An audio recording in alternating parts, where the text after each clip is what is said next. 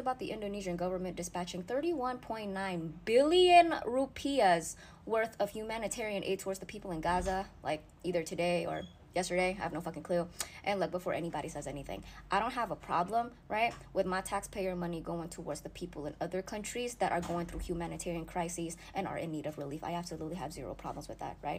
I do, however, have a fucking problem with how we are spending. TikTokers yang bernama Indah G ini sedang rame banget diperbincangan di TikTok nih teman-teman. Gara-gara videonya yang ya marah-marah gak jelas gitu teman-teman. Tapi sih aku salut sama bahasa Inggris kakak ini ya, keren banget gitu, lancar banget, terus fasih gitu lah kan, it's very clearly, perfectly surrounded people pokoknya.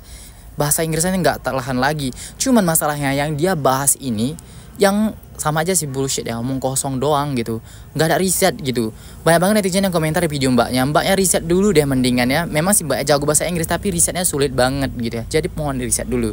Jadi mbaknya bilang gitu bahwasanya orang-orang lebih memperdulikan orang-orang yang ada di Gaza, sedangkan di Papua Barat orang-orang banyak yang kelaparan.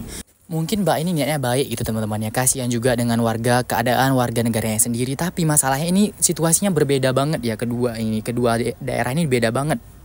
Dan mbak ini tuh kayak nggak ada risetnya sama sekali. Dan yang paling parahnya lagi teman-teman, pada videonya ini dia buat caption yang sangat kontroversial, yang sangat provokatif banget. Dimana mbak ini menuliskan nih, apakah mungkin saja kalau rakyat di Papua Barat agamanya Islam dan kulitnya lebih terang akan masyarakat Indonesia lebih peduli dengan situasi mereka di sana.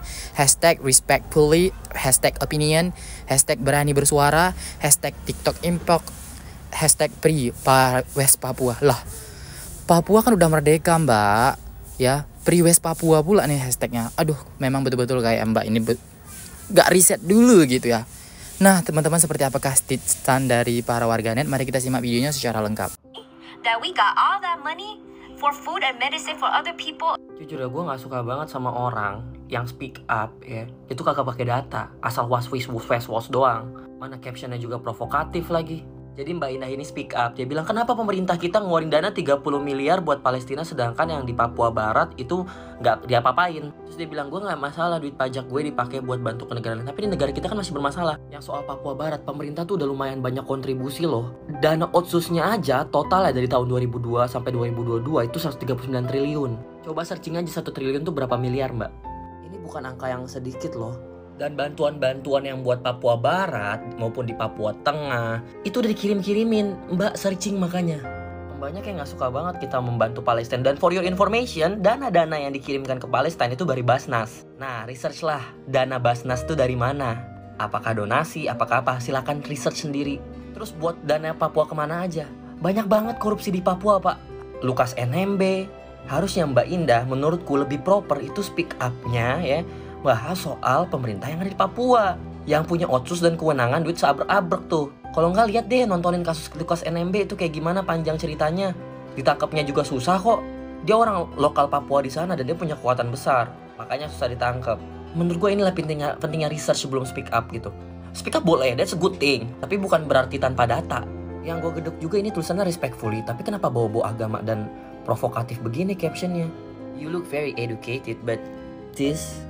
So did y'all hear the news about the Indonesian government dispatching 31.9 billion?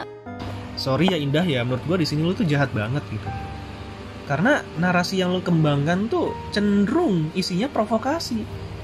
Ya gimana nggak provokasi coba? Lu baca di caption lu sendiri. Lu ngejudge orang bahwa mereka nggak peduli sama Papua itu karena Papua itu bukan orang-orang Islam. Dan Papua itu adalah orang berkulit hitam. Lah, itu dasarnya dari mana, Ndah?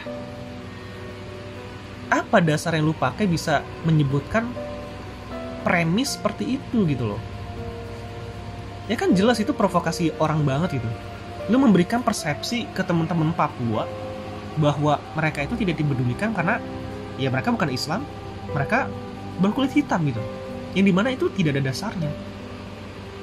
Tapi lu hanya memberikan persepsi itu yang bisa menimbulkan kebencian doang. Ya jadi what's the point gitu loh dari narasi lu sebenarnya. Nah emang ada-ada aja emang yang Mbak Indah ini bikin captionnya itu loh yang sangat provokasi banget ya. Nggak enak banget didengar gitu. Apa Mbak yang nggak baca dulu ya captionnya? kok sembarangan banget gitu. Langsung nih dihujat para netizen ya gara-gara video mbaknya. Nggak mungkin orang Indonesia nggak peduli sama warganya sendiri teman-teman, itu nggak mungkin. Dan kita semua juga udah tahu bahwasanya pemerintah kita setiap tahunnya itu membuat dana ya ke seluruh provinsi yang ada di Indonesia ini, memberikan dana untuk segala macam kepedulian, segala macam kebutuhan masyarakatnya. Kita juga udah tahu itu ada dana khusus untuk setiap daerah masing-masing.